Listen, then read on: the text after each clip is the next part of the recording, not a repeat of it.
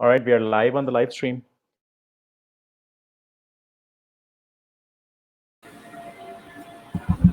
Am I audible? Yes, we can hear you. Let's. Today's topic is recursion schemes. Today's topic is recursion schemes. So just this is a small doc. Let me share the link. How do we share the link? Sure.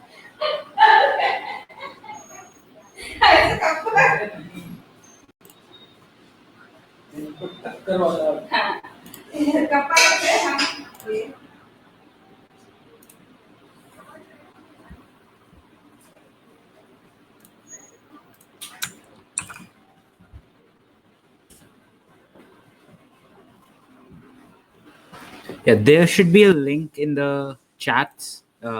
Did everyone get it?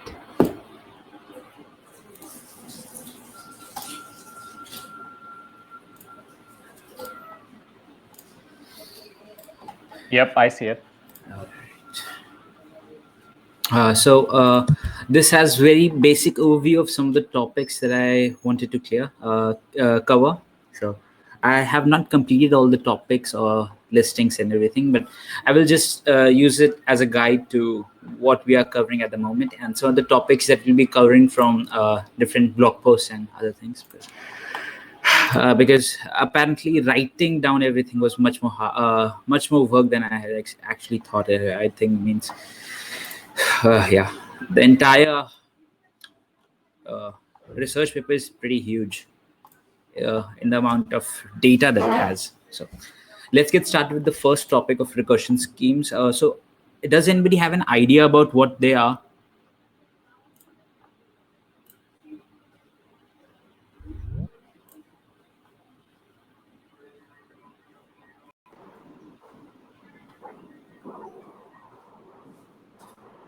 Yeah, I think we've just read the paper a little bit, right? So going by the paper's definition, it's basically it encodes recursion, the different kinds of recursions that you can have, and how you can have a recursive data type and perform operations on it that involve nesting and recursing into the substructures and applying the same operations to those, right? So the different kinds of schemes you have for those.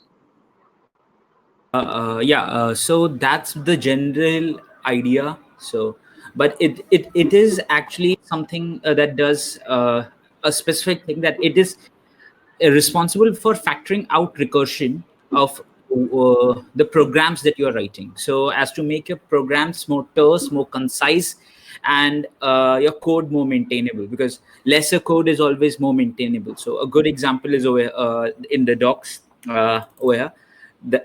Over here I have got a sum of a list, so we can get the sum. I have made a mistake over here, so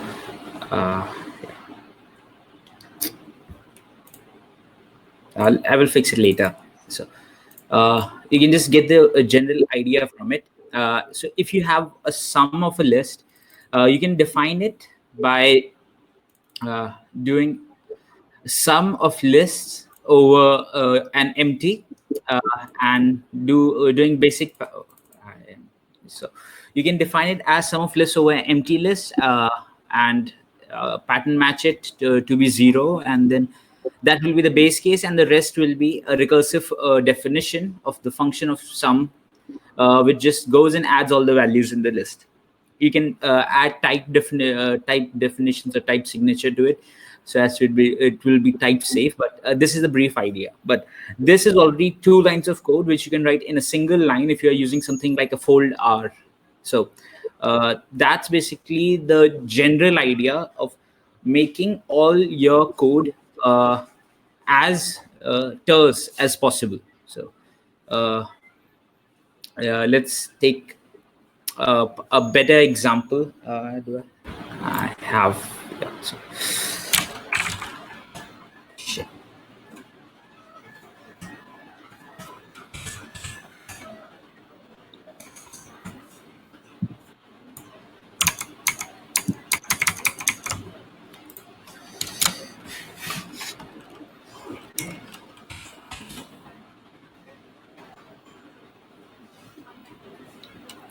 Okay, so let's start with a basic example inside of the GHCI.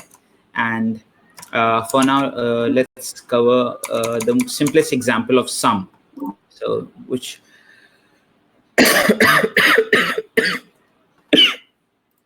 I was talking about briefly. So a sum can be defined as let's do it.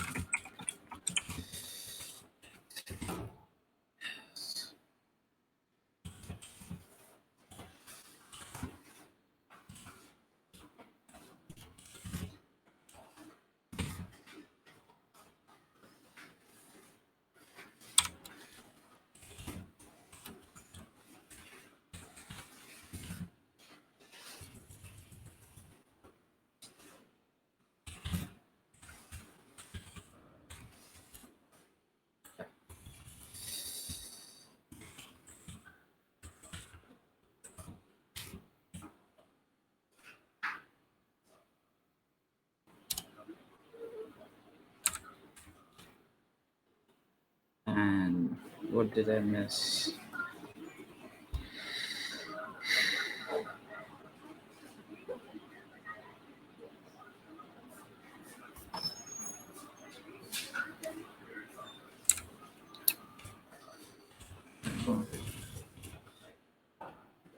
Can't even write a function properly.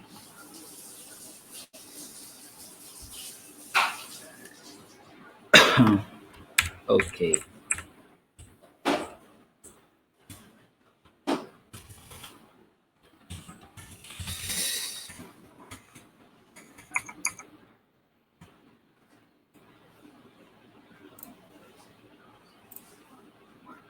I have no idea why it's not working. Okay.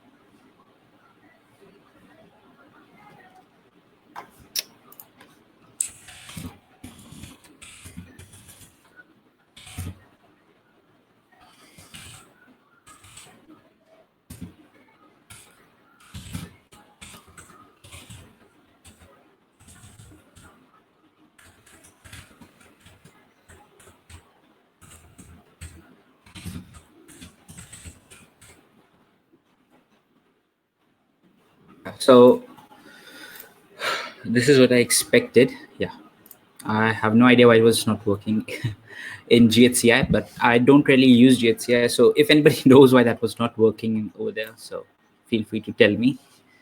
Yeah, so what I was trying to explain was that if you have a sum, or if you have length, you don't need this. Length excess.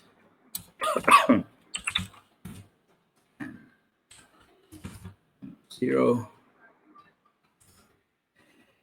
I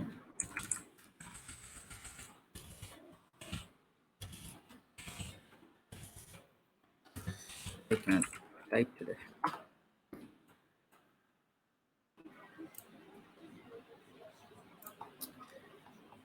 All right. Are there any other common functions that? No, I don't think these should do. Let me just write it in terms of fold, assuming that I fold.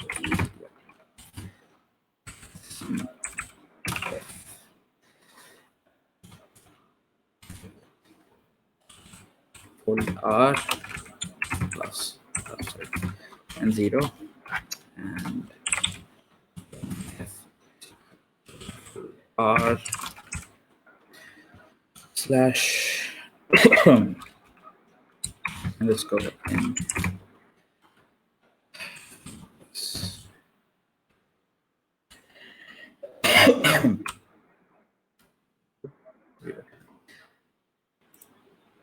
So we can just use len f, and I missed something.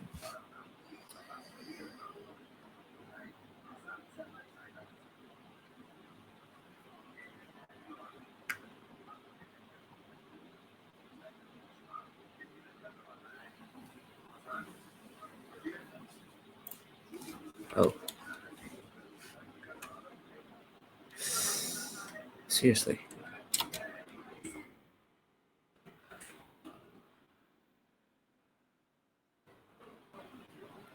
Seriously.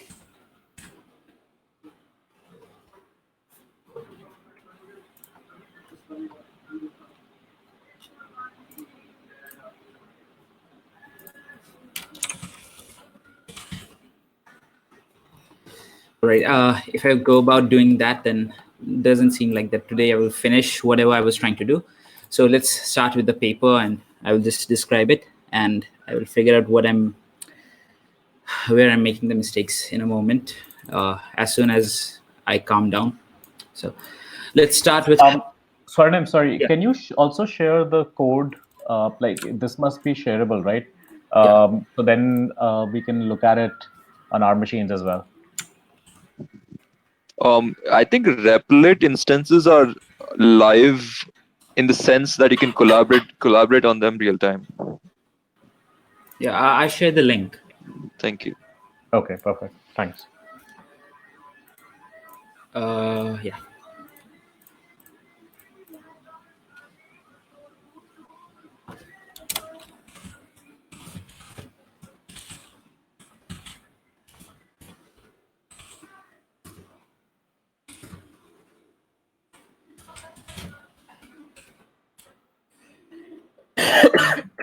No, it doesn't seem to be live though. I can't see any of your changes. Maybe after you click save, we'll be able to see it.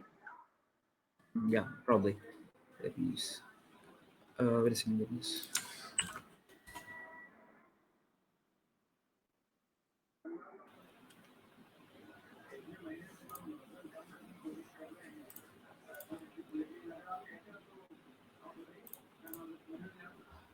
So I'm told they use Replit Yeah, for classrooms. changes are Oh, being sorry, go ahead. Yeah, the changes are being shown. I was just checking it. Yeah, changes. Yeah. Hello.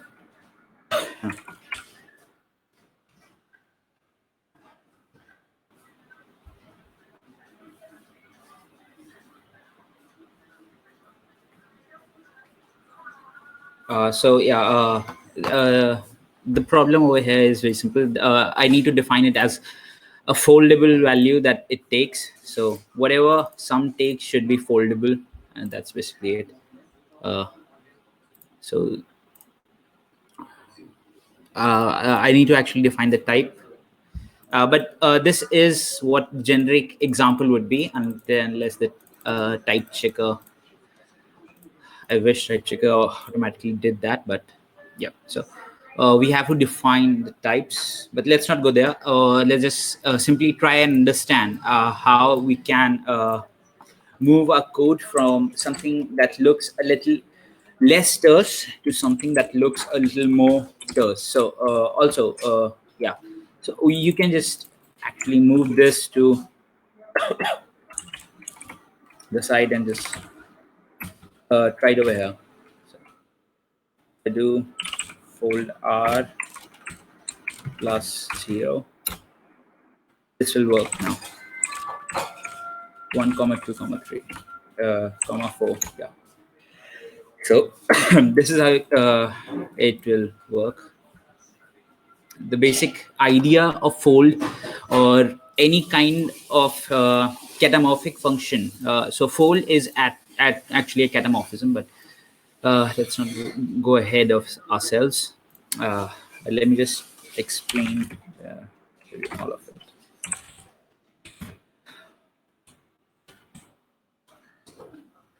They just follow actual docs that I've written. That will probably make our job much easier. So we have all. So everybody understands fold, right? I'm probably. I don't want to actually just write something out and probably no one is understanding it. So everybody understands fold. If you don't, then you can ask. And I can explain fold as well.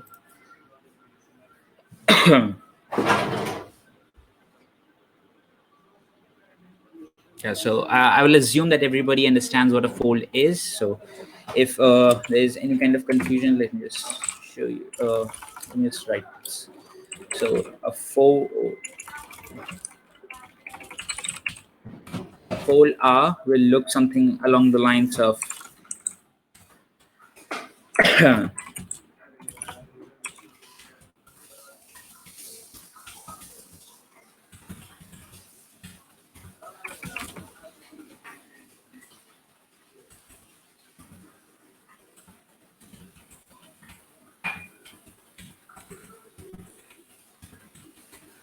so it will look something along the lines of this, and with P will be some kind of foldable, but let's for now assume it to be a list. So we can fold over a list.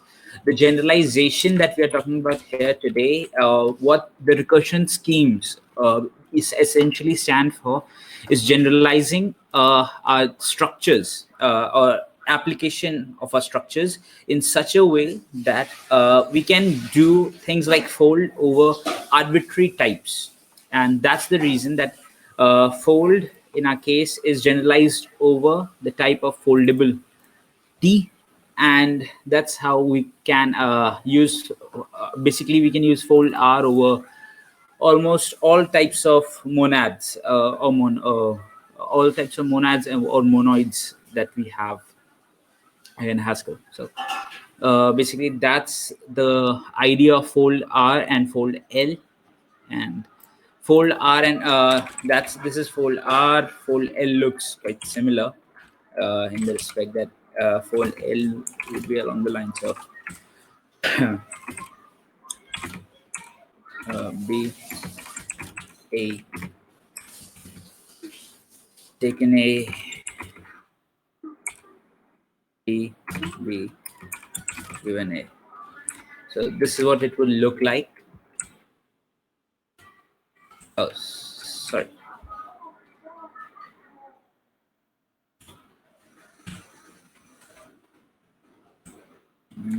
Yeah, it will look like something like this.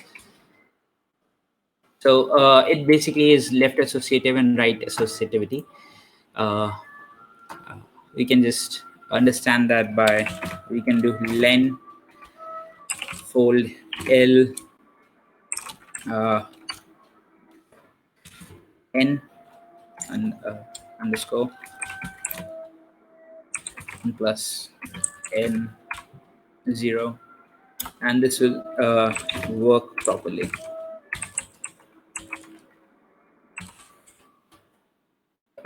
So this is how fold L and fold R are different. In that your function needs to be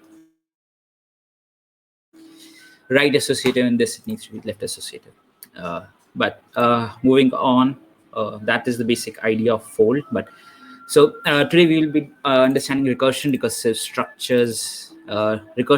structures, fixed point, and very, very basic category theory or lambda calculus, whatever will be preferable. So recursion, we all know we are doing some kind of self-calling mechanism, or the callee is calling the called instance directly or indirectly. Yeah, that's a very dry explanation, but I hope that everybody understands recursion. That's not going to be hard to explain, but let's move on to something a little more charged. Linked list. So over here we have a linked list. We can just create linked lists by adding data, and then yeah, you can just do n node over here without wording. And this is because we are deriving by show, we can just display it, and this is a recursive data structure. So the use of uh, I will just let's first understand all the recursive data structures. So then we can also elaborate natural numbers as or natural numbers, or we can call them as, or any kind of numbers as recursive data. So we can start with 0, and every natural number is a succession of a natural number. So this is basically similar to a linked list, but it's made up of just raw types rather than any kind of constant values inside of it. And we can get the value by pattern matching over it. And yeah, so these are all very simple to do, and probably one liner or two lines are enough for most of these. But let's go into some more complicated examples, such as the expression type. Yeah, so here I have some of the code that I blatantly copied from this blog post about introduction to recursion schemes. So over here we have a syntax tree, which is quite simple. There's literals, expressions, and statements, and we can just let's just let it be there. And then what we can do is we can actually flatten them and get the internal structure out of it using literals. But that can have a lot of lines of code, and I'm not sure why that's not formatting any of it. Yeah, somehow it's not formatting any of it. So it's basically all of the code takes a lot of lines, and that generally turns into uh, defining apply function for our types and then flattening over them. But over here we have a lot of boilerplate, and let's move on to what we have now. I think I have, yeah. So we need some kind of a generalization over these implementations. So we can use something that is provided to us by Haskell itself. It's called uh, derive functor. Yeah. So,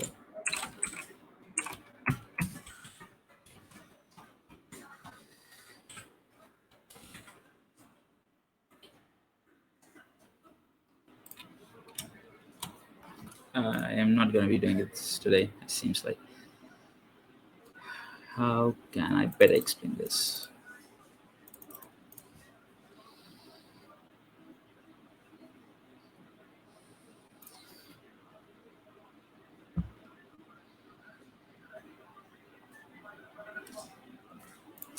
All right, so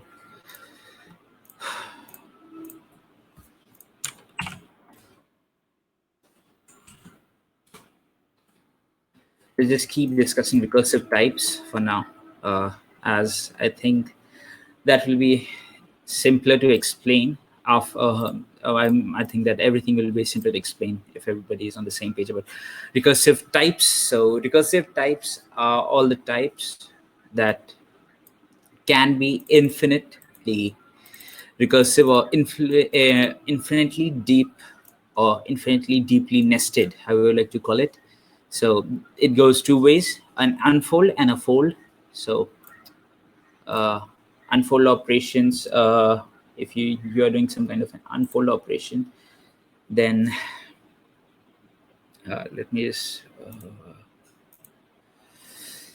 let's write down a definition for unfold for now.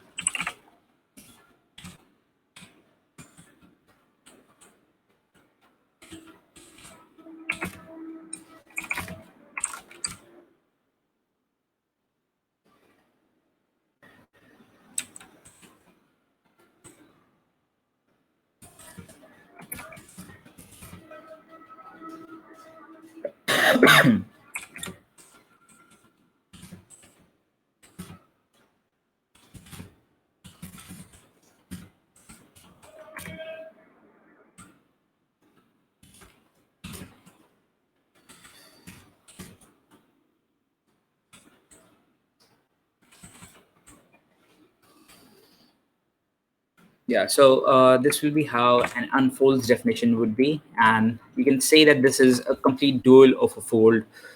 And I'm not sure I'm going to explain that.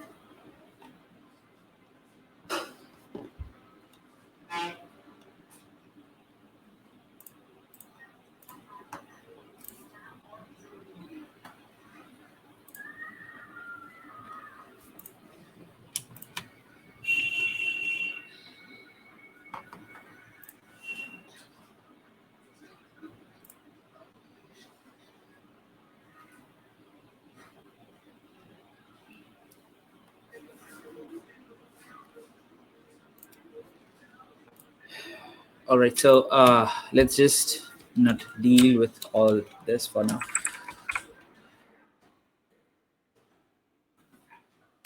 For example,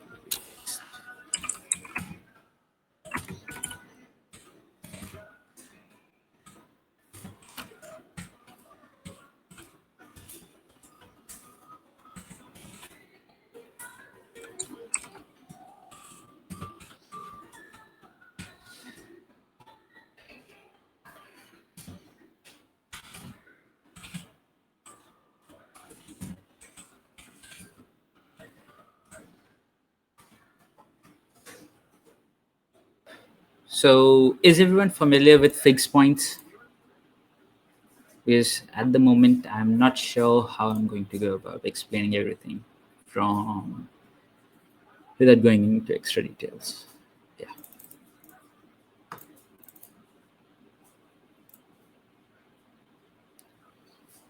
So we do have time, so you can explain fixed points as well. Yeah. Should be Because fine to go into that. because I'm at the moment confused that should I go into details about everything, or should I not go into details about anything? Because if I'm just going to touch on the topics, then it's going to become confusing. Yeah. Take your call. That's all I would suggest. Yeah. So let's just discuss the fixed points for today. For now. After this, we can just derive a recursion scheme or use it in a recursion scheme of fixed points. So fixed points are especially helpful when you are trying to generate recursion where there is no recursion. The original use of fixed points or Y combinators could be said to be inside of lambda calculus, because lambda calculus only has three things: define, apply, and bind. So it does not have any loops. So if you want to introduce loops or recursion inside of lambda calculus, the only way you have is to use Y combinator. So let's quickly go ahead and discuss fixed points in general. So let me just write fixed points in a few different manners. X is equal to f of x. So, and fixed f is equal to m.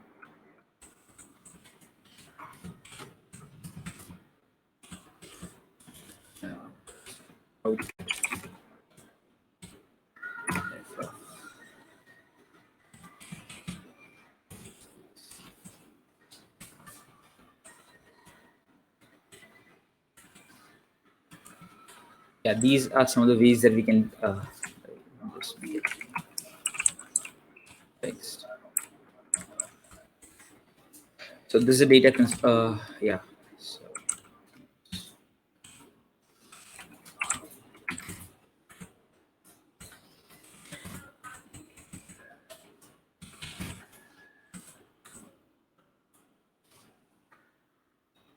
So it should just compile now, and it doesn't.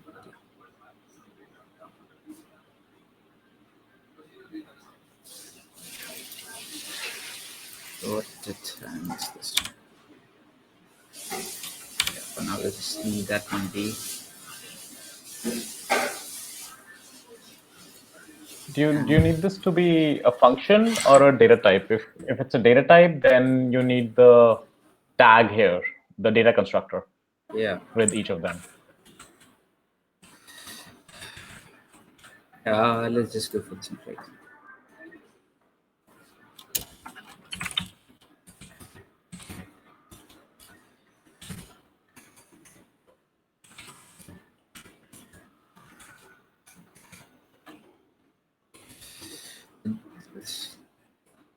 So we have fixed f and much. Is it working there? Where's my original code? Let me see. This.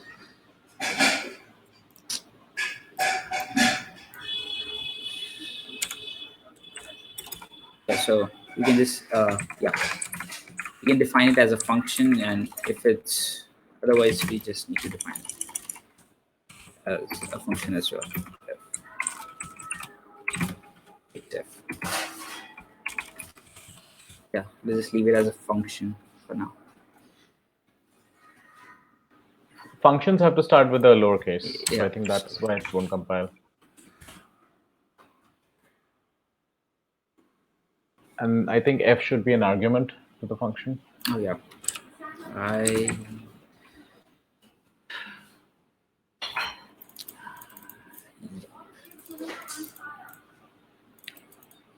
So there are a few ways we can define it. We can define it as a function, or we can define it as a new type, data type. And then we can use the data constructor fixed, or I usually like to use it in and out. You will find something similar in most of these as well, I think.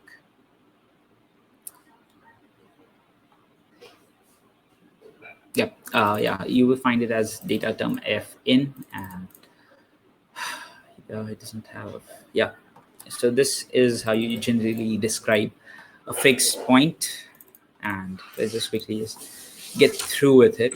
How you can use both of these. So let's quickly create a factorial.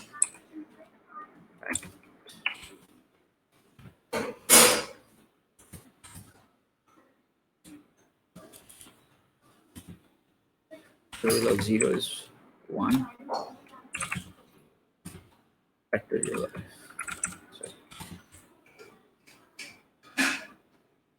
x.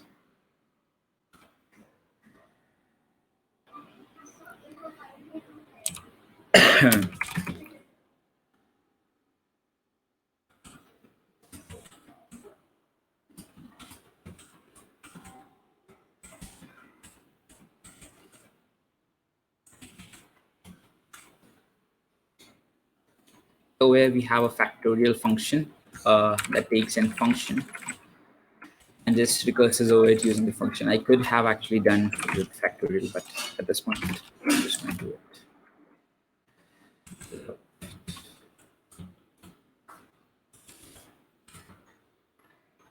Let you fix over.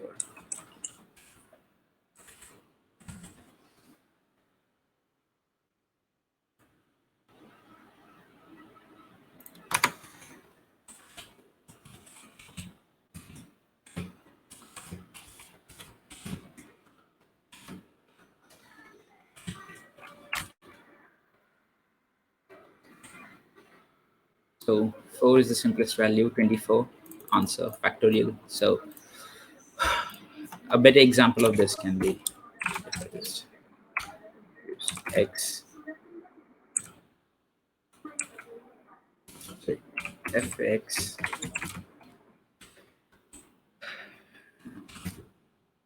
f of 1 is also equal to 1. So equal to 1, then else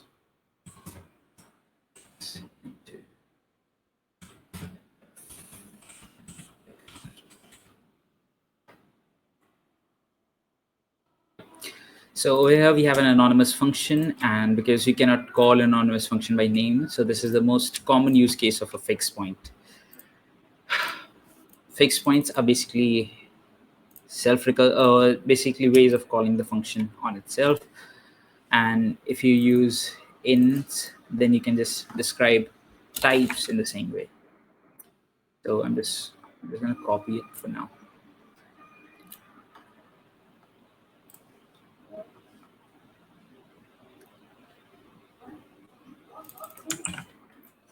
You can describe type, and sorry, this.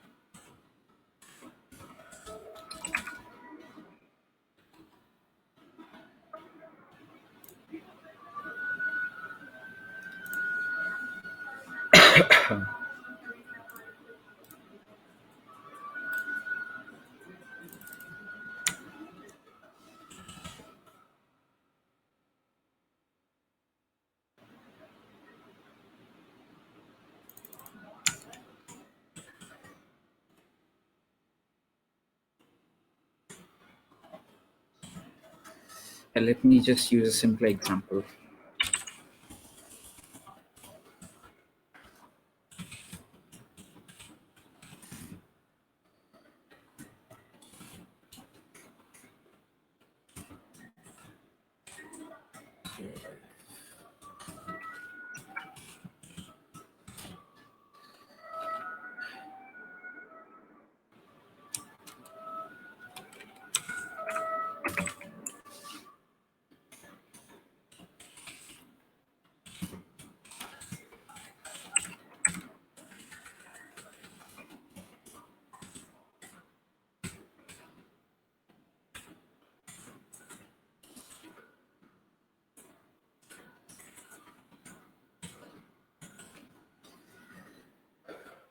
So we can define a nat, or a natural number, inside of a data type, and then we can just wrap it in type, and then this it will be nat fix nat of f.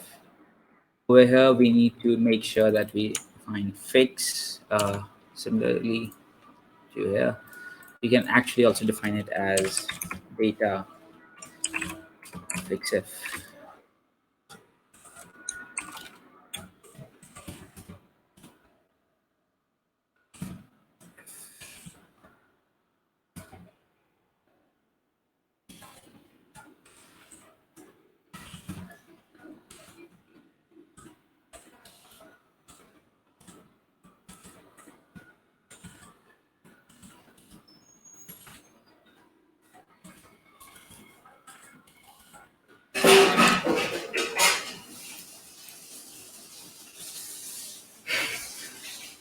And then we can just quickly go ahead and define a few functions based on nat.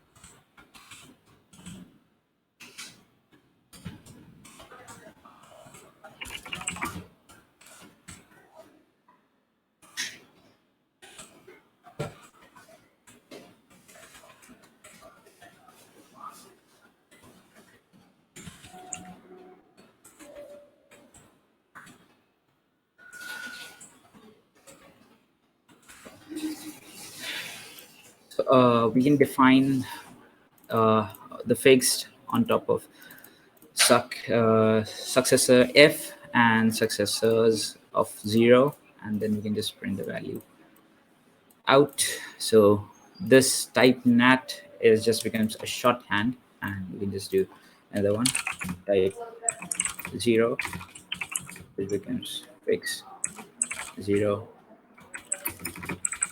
again shorthand, and 0.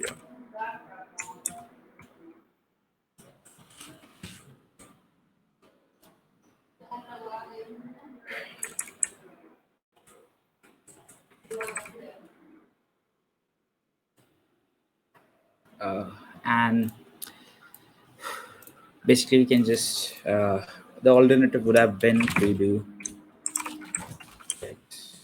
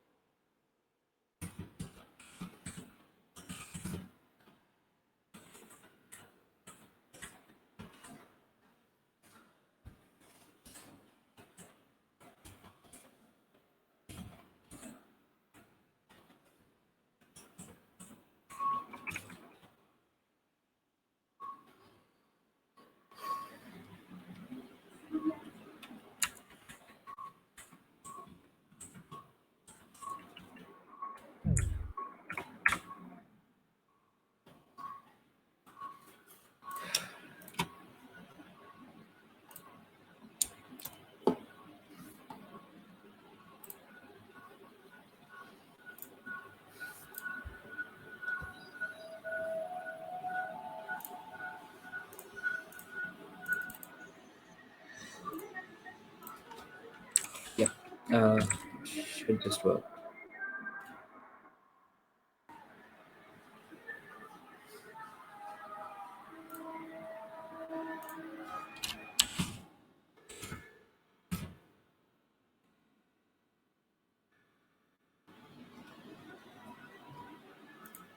Oh shit. And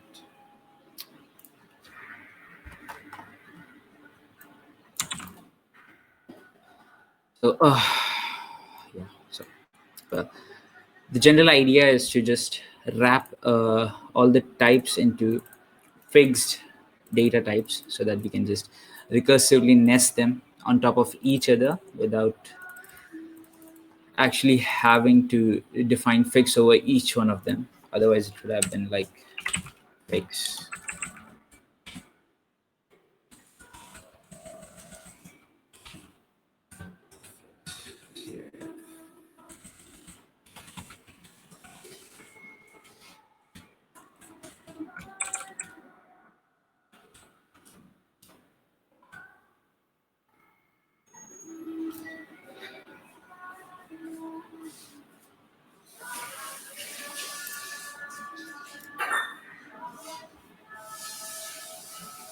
yep.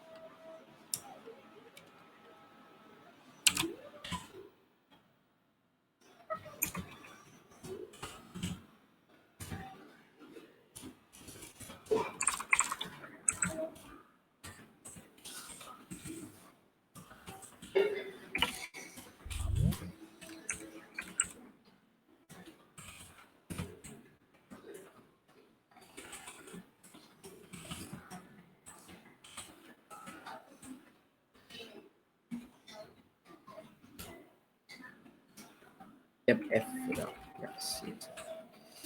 Oh, seriously.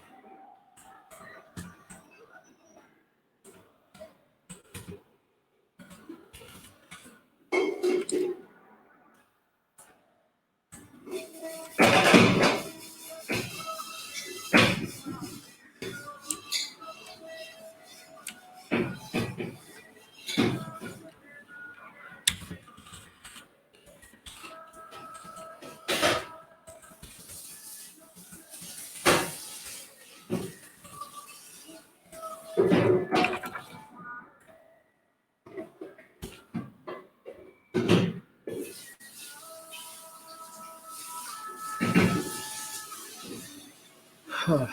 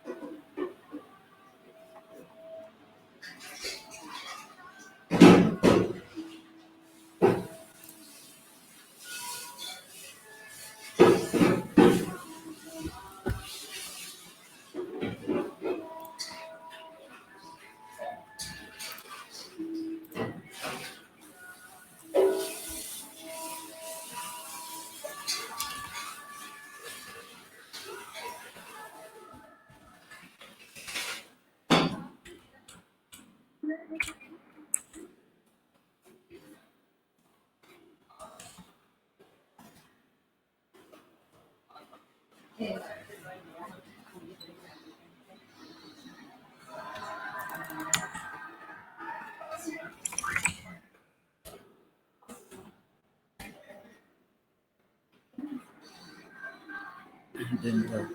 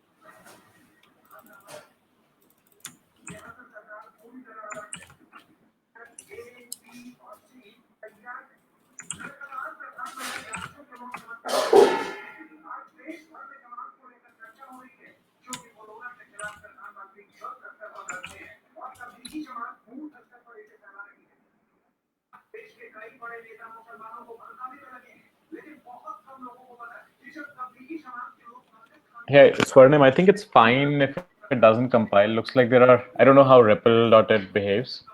Yeah. So maybe it's, you can explain it and move along because this may not work right now, right? Yeah, seems like it. So, so what I was trying to do was get the fix to work with the derived functor. So I guess I'm just going to have to remove all the code and just go with the theory. So let's just go with Yep, that's fine. let's just go with the theory and quickly cover everything.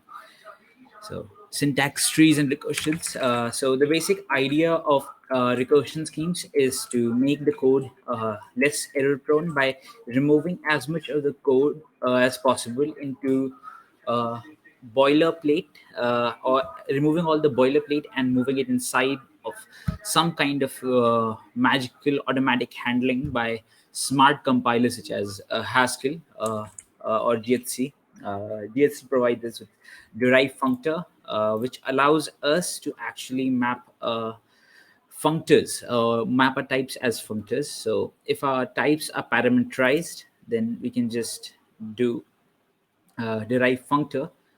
And a good example of why it's needed is right inside this code.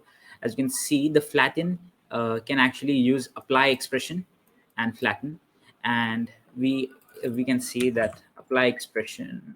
I'm just going to remove all of it. Apply expression looks like this, and an F map looks like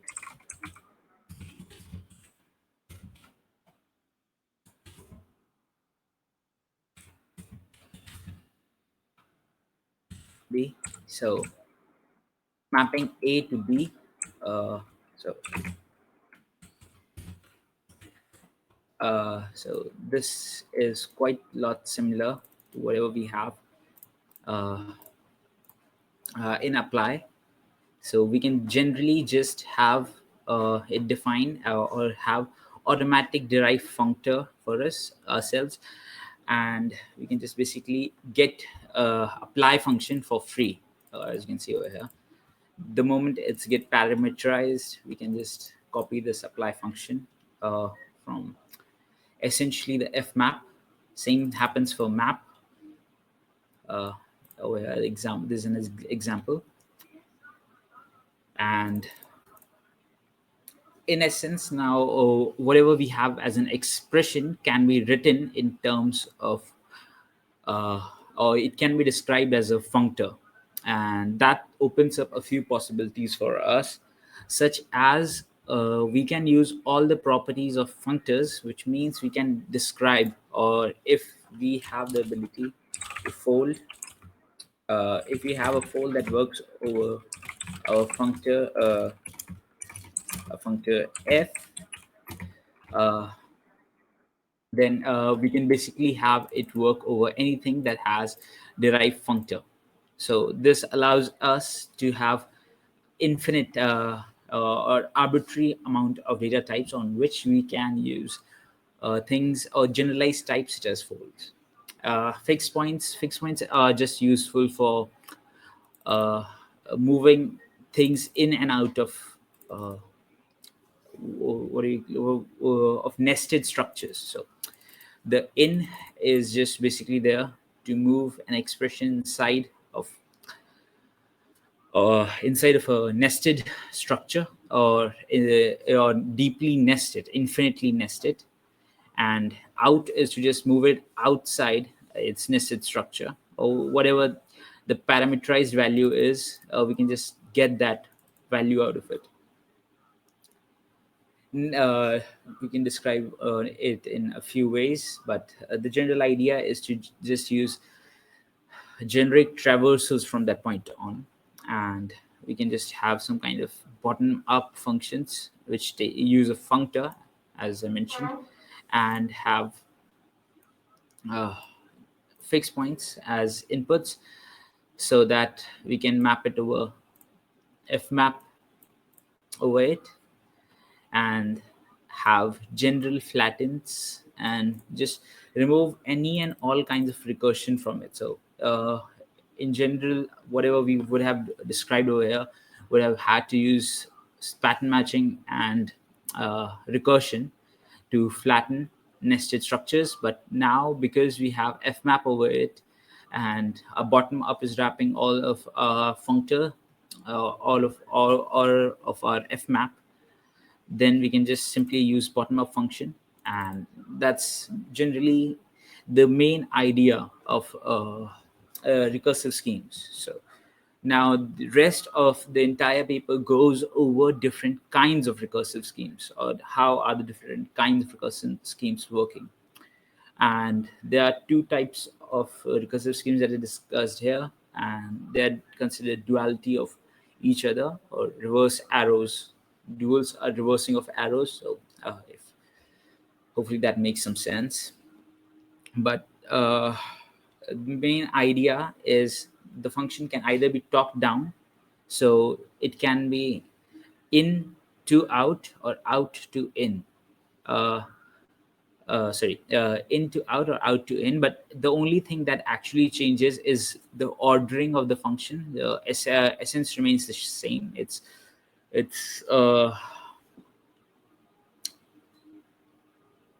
in this case, the essence remains the same, and the only thing that changes is the ordering in which we put out the parameters. But there are different kinds of functions that we'll discuss in catamorphism and anamorphism. Both are essentially also duals of each other.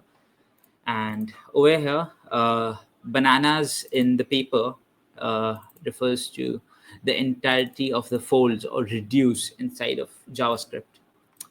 So let's just move to the part two, or the morphisms. And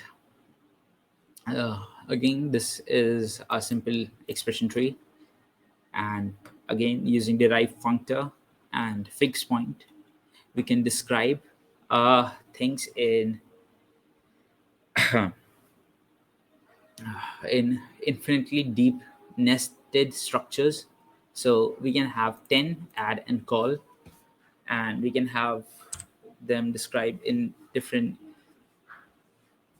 scenarios, and then we can nest it inside of each other because uh, they are fixed points, so we know that they recurse, or the types are recursive.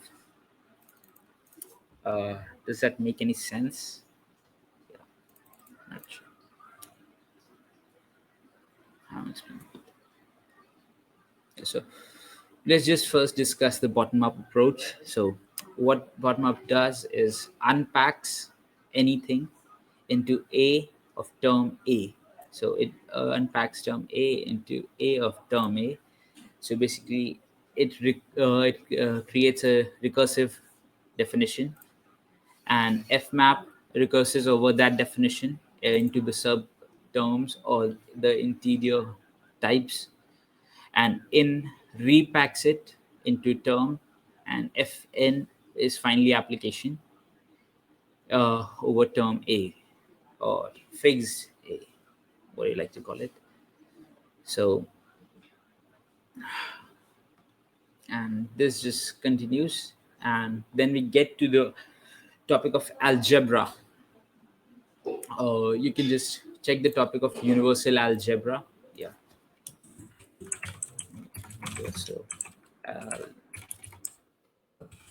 algebra, or you can also FL. Both are similar concepts, but universal algebra is, as name suggests, completely universal and works in it defines algebraic structures. So, but F algebra is algebraic structures, or the notion of algebraic structures in category theory, and we basically write uh, algebraic laws in terms of morphisms, or we basically turn functions or functors into algebraic laws so that we can have something like this, a descriptive diagram where we can define how each of the processes works, and then we can just access the data structures as a form of algebra, or have algebra over the types. A good example is again similar to what length is for a 1D array. It is a count node. Again, you need to have so many different applications when the type gets more and more complicated. But if you have an fmap, you can just simply use an fmap over the algebra of the expression, and you can have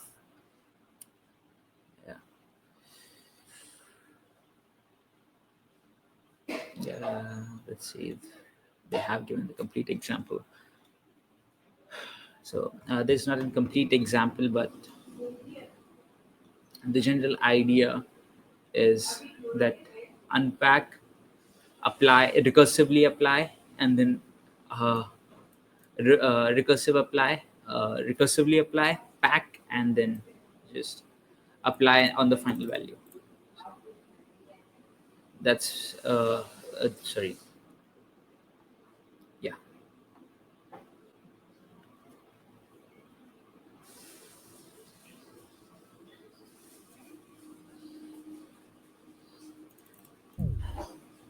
Count nodes is just an example, and that's probably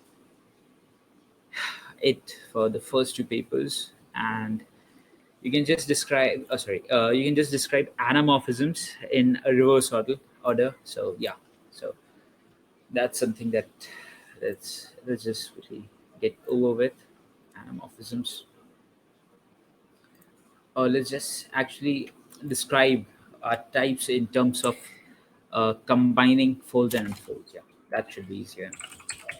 So this time I'm not gonna wait for something to compile. I'm just gonna write it, and hopefully everyone can understand.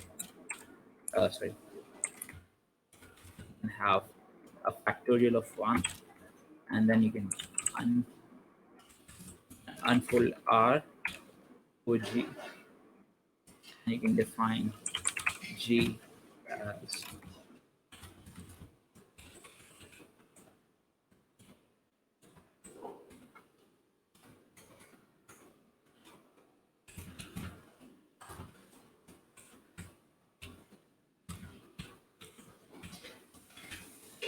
so.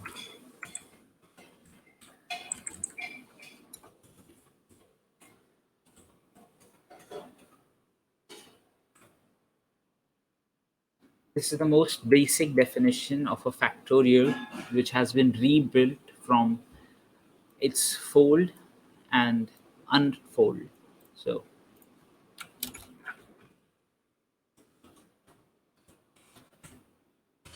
you can have a type F that gets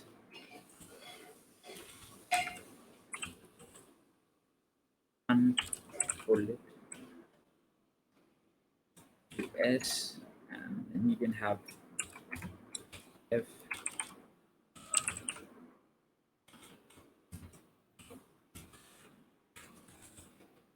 So this is how fold and fold works. Using them together, you can just completely get back from where you start. So if you start from a factorial, this will, or what you can call it, refolding.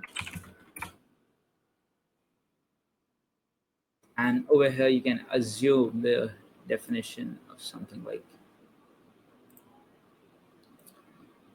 uh, uh, let's just assume the definition of unfold to be something along the lines of unfold.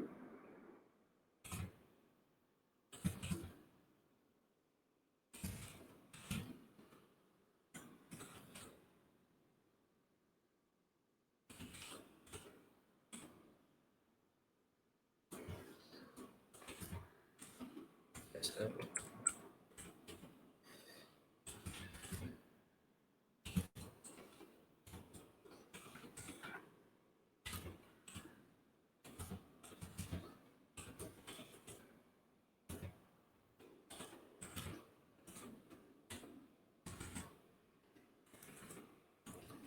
so what we get over here is T of A. What fold are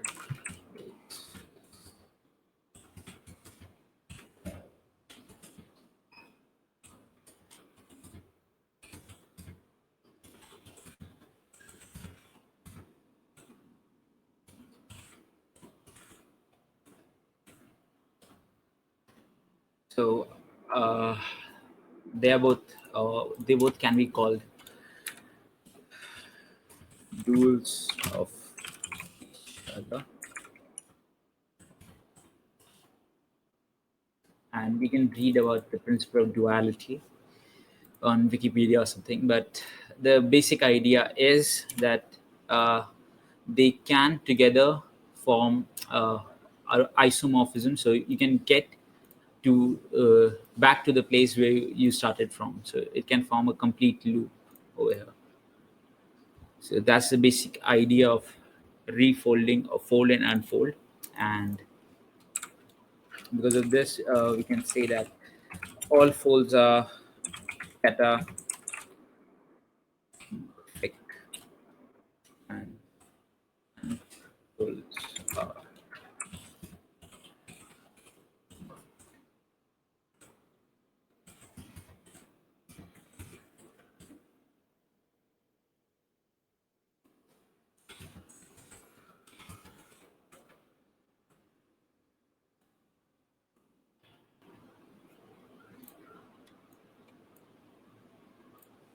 So we can just actually try defining back to the fold.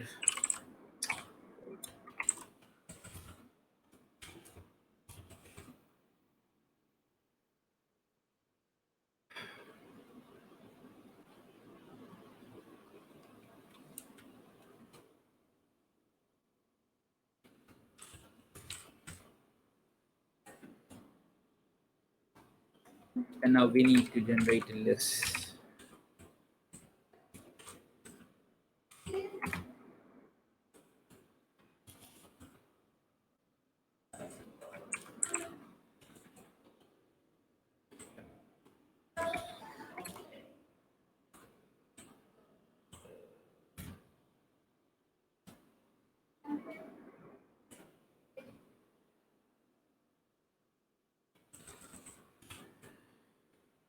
And now this is what fold R does.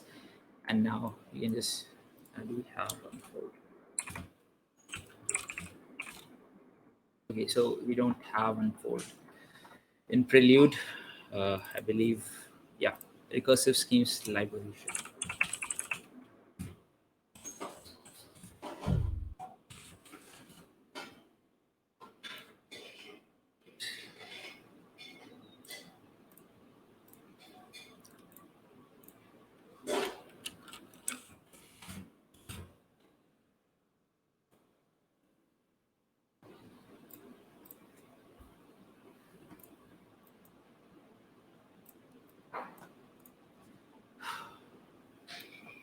So the basic idea of the entire paper is to just generalize over these types, and then there are isorecursive types, or another one that is slightly important. Uh, so sorry, wrong paper. Uh, okay, so paramorphisms.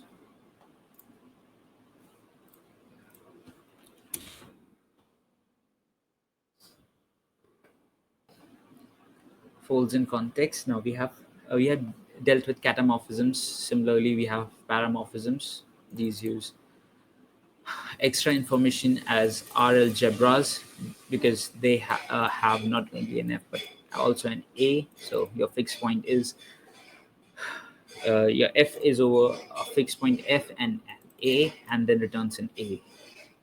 So yeah. So beyond this point, even I don't have much idea about the topic, that is apomorphisms. I'm not really good with this topic, but let's just also describe co-algebras and algebras.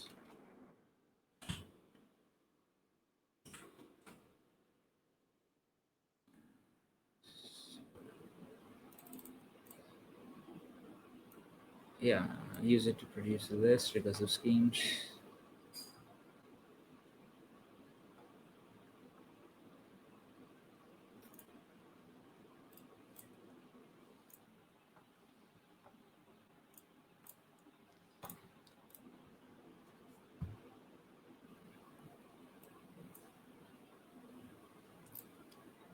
So finally, you can just uh,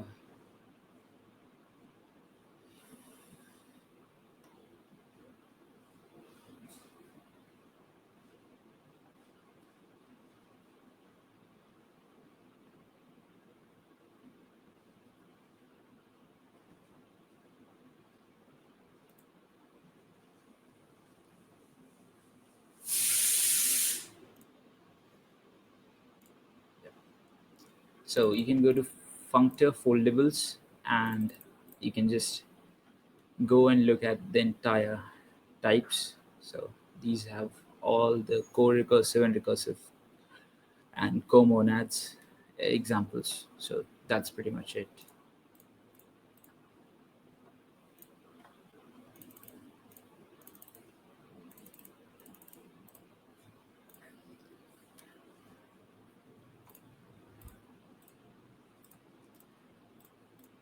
So I think it's better to take questions rather than me trying to beat on the dead horse at this point. Yeah. So anybody has any questions? That will be the last thing.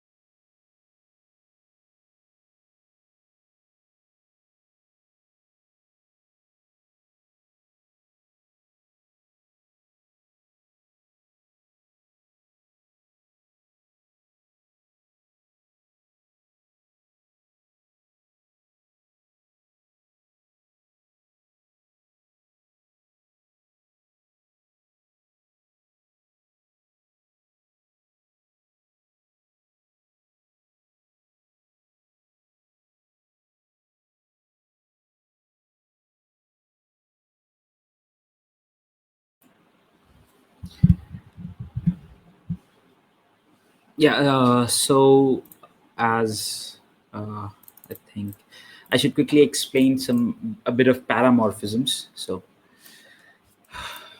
paramorphisms are a little different from catamorphisms in the sense that they are intended to work over R algebra, or an extended form of algebra, or you could say F algebra with data about types. So that's basically it. And you can see the example over here, that it holds over here your term or whatever you are fixing has not just the fixed value but also the a value, and then it returns the a. So this is basically a typical example of an R algebra. Let me just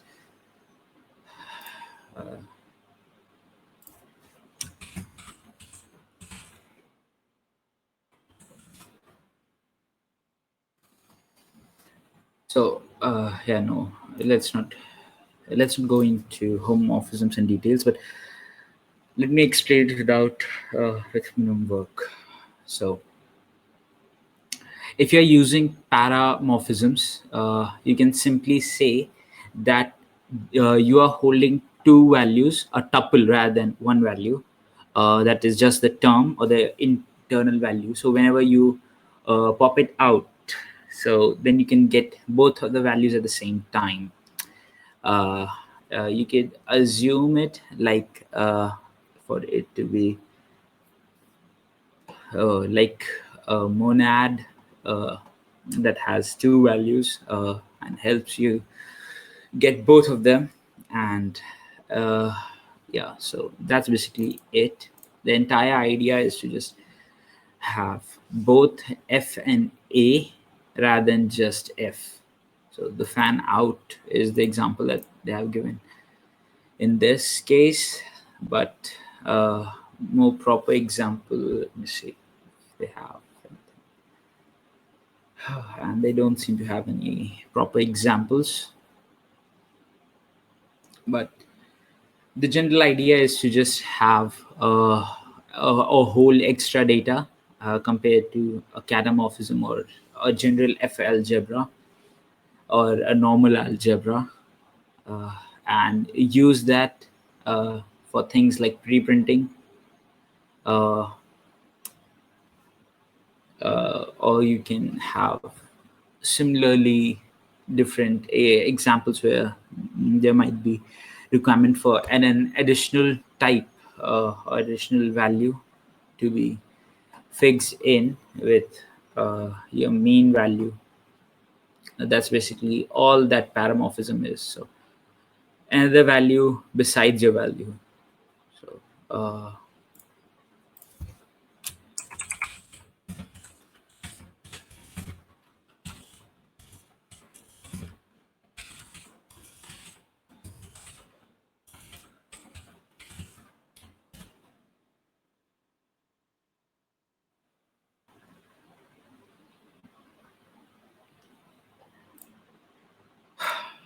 yeah, I don't have a better example.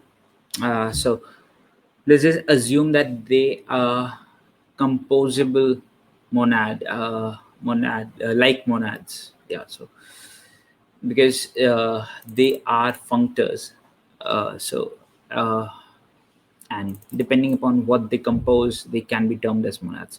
That's basically it. If you are trying to understand paramorphisms. So is anything audible now?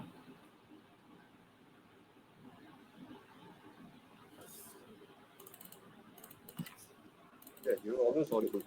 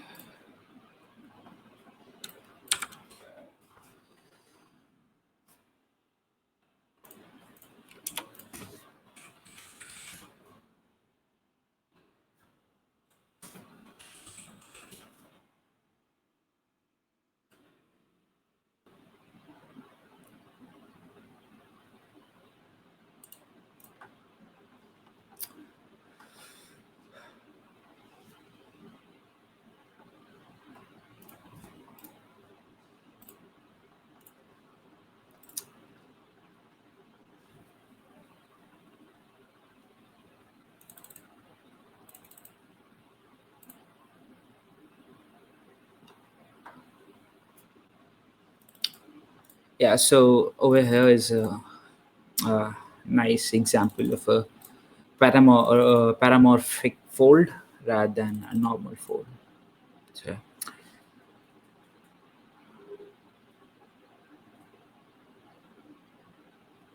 So, the paramorphic parameters get both the original and the sub object. So yeah, so basically you don't just get one value, but you also get its interior values along the way, and you can just use them while you're deconstructing the structure. So yeah, there's a severe lack of examples.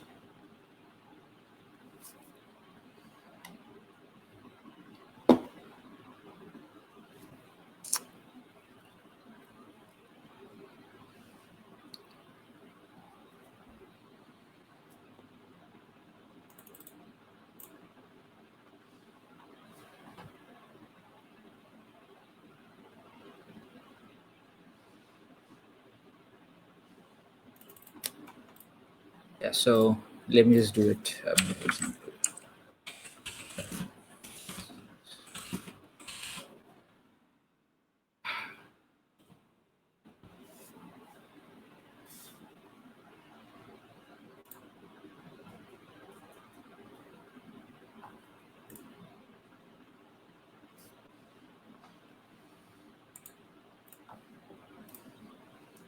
Yeah, so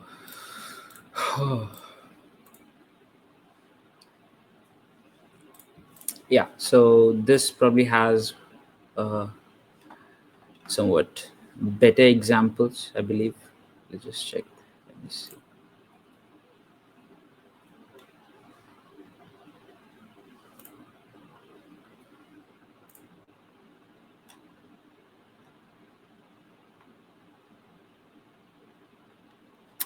Yep. So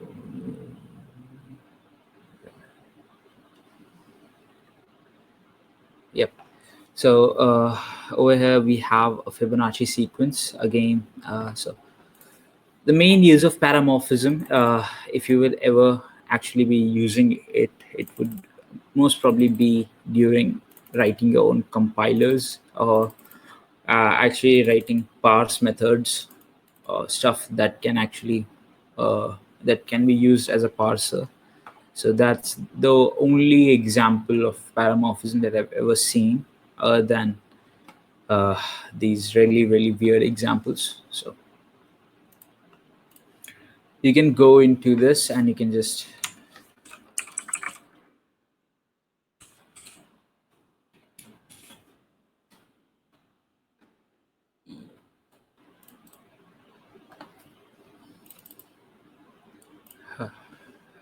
so yeah, so all your base t's will not only have a t but also an a. Again, same thing as before.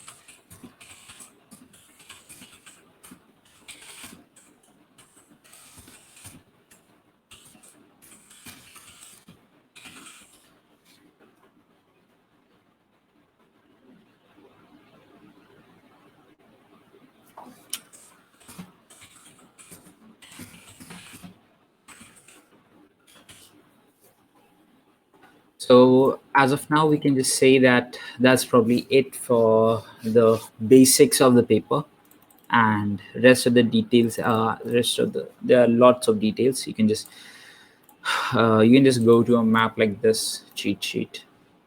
Yeah, so it has the complete list of all the recursion schemes and their duals. So uh, uh, catamorphism, anamorphisms are duals. Uh, paramorphisms and what you call apomorphisms are tools, and so on and so forth. So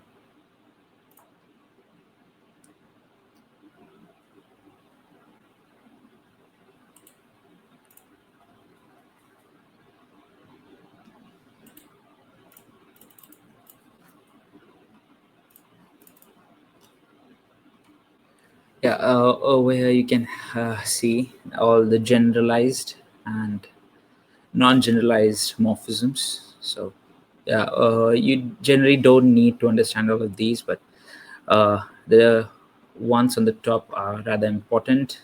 Then para and apomorphisms are somewhat important, and the rest you can just leave it as it is.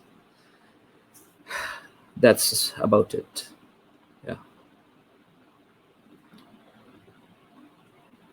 By the way, all the ones down here, these are just examples of structures that combine these recursive schemes. So these are also similar recursive schemes, but they generally combine them rather than have them separately. So hylomorphism is one such example. Similarly, metamorphisms and chronomorphisms. And these two, I don't have any idea what they are. So I think we should just end the talk about now.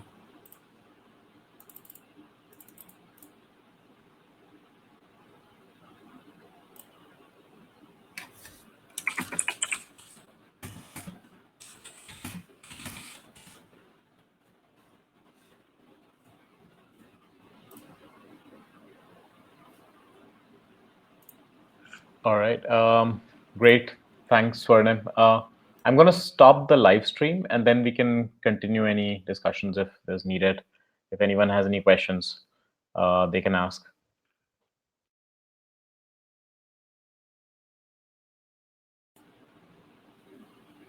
Yep, sure. Why not?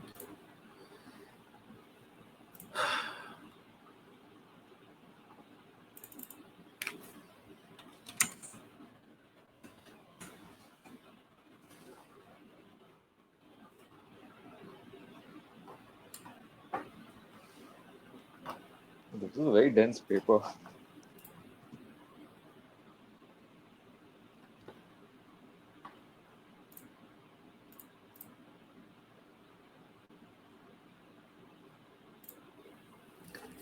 I think the main problem is that the paper is entirely based on category theory. So category theory and lambda calculus. So it really becomes quite confusing when you don't have the background in those mathematical topics, because So if I understand, yeah, go ahead.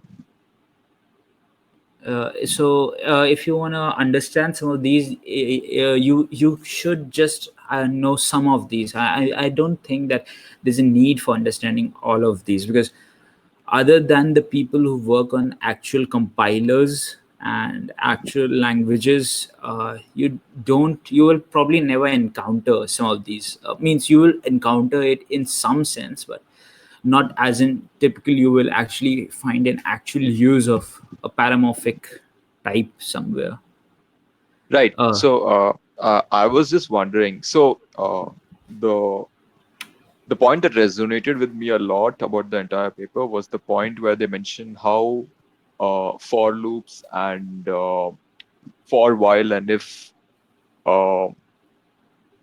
like supersede the idea of go-to statements, and how they bring structure, or rather they make control flow so much more easier to understand, and that recursion schemes are supposed to replace recursion itself in a similar way. That's one point that I understood, and that's where I felt, oh, okay, this is what the whole paper is all about, and here are some tricks to go ahead and do it. And this is a very old paper. Now, what I'm wondering is, I have never heard about this until now. I did not. I had heard that recursion. If you're using folds, unfolds, and tuple folds, or what do you like to call zips, that is stuff like that.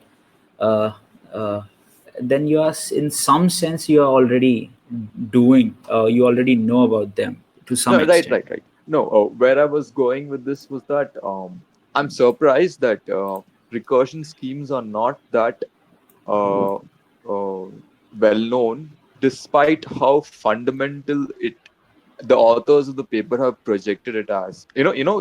Like no one uses go-to statements in any programming languages, right? I mean, like everyone is all on board with for loops. I mean looping and if constructs. So if recursion schemes really were that fundamental, I'm wondering why it's not mainstream enough in functional programming language.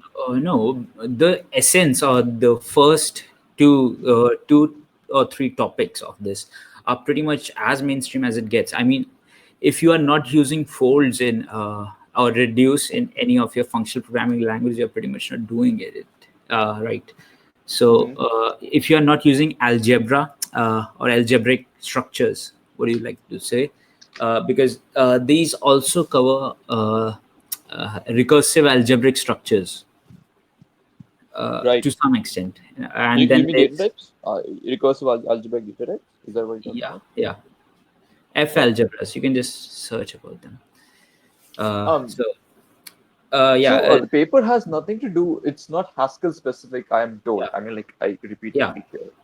It's not, So for languages that are not necessarily for ML family of languages that are not necessarily pure, I have never heard of recursion schemes being used in these languages for some reason. I'm not saying, or maybe I'm not informed well enough, but no. I had not heard about recursion schemes until while I was digging for one of the topics about recursions, basically.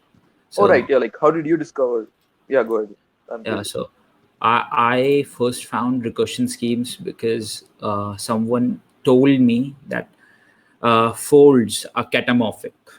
Right, right, So what then? If I said if folds are catamorphic, then, and if I know that the catamorphics are the dual of anamorphisms, then what is an anamorphic fold? So that right, becomes an unfold. right. And that after I know found out that those two things, I found recursion schemes. I skimmed through a bit of the paper, but mostly I just read about recursion schemes at that point. Right, right, It's not like that I have complete understanding. I can use every recursion schemes at every place. I pretty much only use catamorphic and anamorphic folds and unfolds. Means unfolds are also very rarely used. They're interesting. They're very interesting, but I have rarely ever used any other kind of morphisms other than catamorphisms. right. Even the Haskell wiki, I don't think has all types of morphisms inside of it. Let me just check. So, is there a well-known code base that uses these schemes? Yeah, you Like, can find these schemes inside of the Haskell code base itself. meaning GHC? GHC. Okay. So Anywhere else? I mean, that's the compiler itself. yeah, Anything more accessible by, accessible. um, those that don't really are not into programming languages? Yeah, Any place else? This is supposed to be very fundamental, right? Like anyone. this is supposed to be fundamental, but I think that F algebras are quite a lot more common. The Right. complete or everything in this paper will probably not be found anywhere else other than the compilers itself. I see. You will find F algebras in a lot of places. F algebras, comonads, stuff like that can be found in a lot of places. If you are writing a parser, you are somewhere or the other, you are using this same concept of catamorphisms and F algebras. But everything else, I have no idea. Means I have never encountered them anywhere else. I mean, most of my work has been in not so heavy programming language fields, so I'm not so sure. But I have never seen them outside of the Haskell or GHC, or I have seen F algebra in some other places. Like Helm also has F algebras. Yeah. I think Scala, if you're using Scala, I think recursion schemes are a little more popular on that side, because all the talks on, let's say, YouTube and others are using Scala for recursion schemes. So I suppose that they are more popular with those languages. It might be something specific to languages.